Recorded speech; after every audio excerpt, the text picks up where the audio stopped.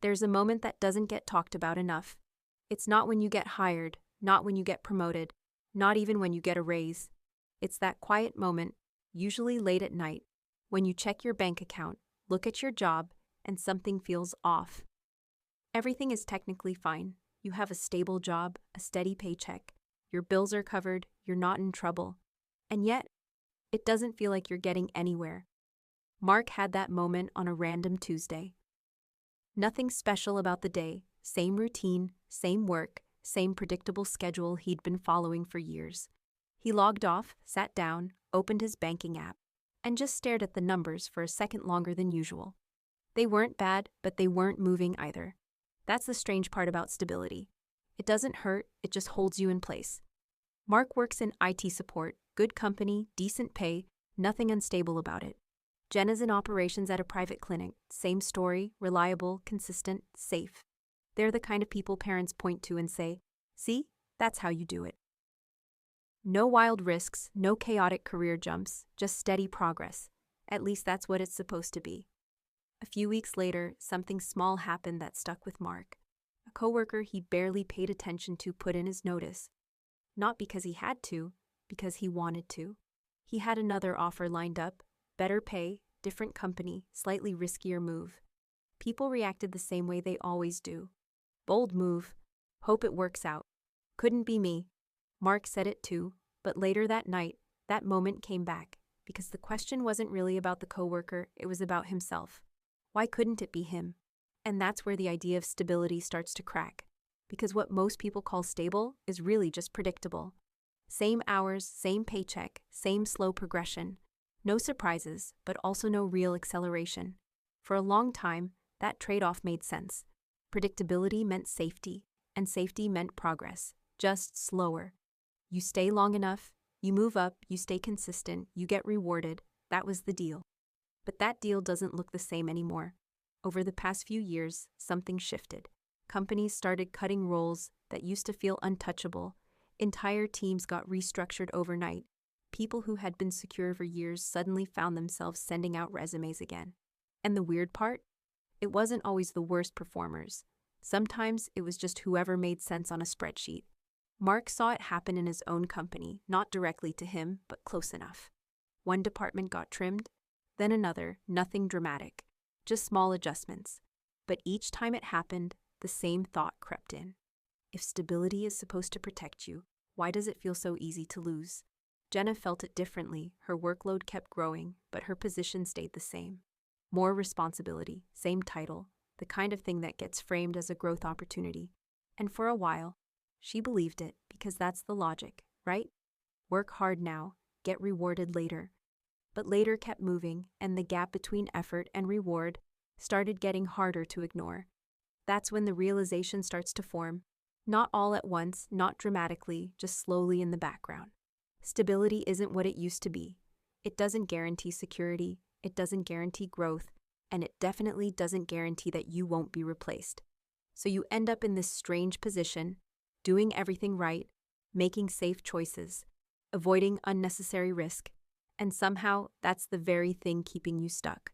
Because once you start looking closely, you realize stability doesn't just limit your downside, it quietly limits your upside too.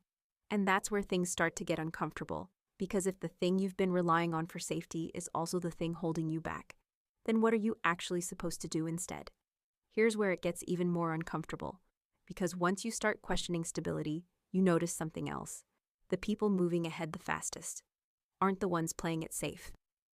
They're the ones making moves that, on the surface, look risky. Mark started paying more attention to that coworker who left. A few months went by, and he checked in out of curiosity. The guy wasn't struggling, he wasn't regretting it. He was earning more, working on better projects, and already talking about his next move. And that's when it hits you. The risk didn't ruin him. Staying probably would have limited him. That flips the entire idea of smart on its head. Because for years, risk was something you avoided. Now it's starting to look like something you need, at least in controlled amounts. Jenna saw the same pattern in her own way.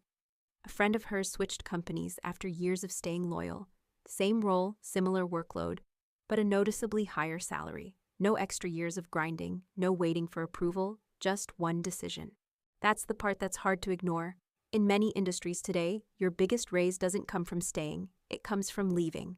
So the very thing that feels responsible, staying loyal, being consistent, proving yourself over time, can quietly cost you thousands in lost income. And the longer you stay, the bigger that gap becomes.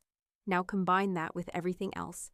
Prices rising faster than salaries, companies cutting costs wherever they can, entire roles being replaced or restructured. Stability starts to look less like protection and more like exposure. Because when you're in one place for too long, you're tied to one system, one salary structure, one set of decisions that you don't control. If that system shifts, you feel it immediately, and that's the real trap. It's not that stable jobs are bad. It's that relying on them completely can create a false sense of security. You feel safe, so you stop looking. You feel comfortable, so you stop pushing. You feel stable, so you stop adapting. Meanwhile, the world around you keeps changing, and slowly, without realizing it, you fall out of sync with it. That's why some people feel stuck even though nothing is technically wrong. No crisis, no collapse, just a growing gap between where they are and where they could be. And the longer that gap exists, the harder it becomes to close. Because getting out of stability requires doing something that feels uncomfortable. You have to question the path you're on. You have to consider options that don't feel as predictable. You have to accept that a certain level of uncertainty might actually be necessary. And that goes against everything most people were taught, which is why so many stay where they are. Not because they're lazy, not because they lack ambition, but because they're doing what feels right. And ironically, that's exactly what keeps them in place. And this is where everything starts to come together in a way that's hard to ignore. Because once you see it, you realize the problem isn't stability itself. It's depending on it as your only strategy. Mark started thinking about his job differently, not as something permanent, but as something temporary that needed to be leveraged. Same role, same paycheck, but a completely different mindset. Instead of asking, how do I stay here as long as possible? He started asking, what can I get out of this while I'm here?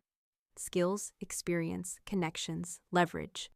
Things that would still matter if the job disappeared tomorrow. Jenna went through a similar shift. She stopped assuming that more effort inside the same role would automatically lead to better outcomes. Instead, she started paying attention to how the market valued her skills outside of her company, what other places were offering, what people with similar roles were earning, what opportunities actually existed beyond her current position. And that alone changed how she saw her situation. Because once you realize your growth isn't tied to one place, the idea of being stuck starts to lose its grip. But this is also the point where most people hesitate. Because stepping outside of stability, even mentally, feels risky. There's no guarantee things will work out. No clear path, no predictable outcome. And that uncertainty can be uncomfortable. But here's the part that changes the equation. Staying where you are isn't risk-free either. It just feels that way because the risk is slower, quieter, less obvious. It shows up as missed opportunities, slower income growth, skills that don't evolve fast enough, dependence on decisions you don't control. It's the kind of risk you don't notice until years have passed, and you realize you haven't moved as much as you thought you would. And that's when the idea of safe starts to break down completely. Because real safety isn't about staying in one place. It's about staying adaptable. It's about having options. It's about being able to move when you need to, not just when you're forced to. Mark and Jenna didn't suddenly quit their jobs or make drastic changes overnight. That's not the point. The shift was more subtle than that. They stopped treating stability like a destination and started treating it like a tool. Something useful, but not something to rely on forever. And that mindset alone opened up possibilities that weren't visible before. Because once you stop assuming that your current situation is the safest place to be, you start looking for better ones. And that's where things begin to change. So if you've ever felt like you're doing everything right, but nothing is really moving, this might be why. It's not that you're stuck because you made bad choices. It's that you've been optimizing for stability in a system that rewards movement. And once you understand that, the goal isn't to abandon stability completely. It's to stop letting it define your limits. Because in a world that keeps shifting, the people who move forward aren't the ones who stay the safest. They're the ones who stay the most flexible. And that changes how you play the game entirely. And once you see it like that, Stability stops being the goal and starts being just one piece of the puzzle.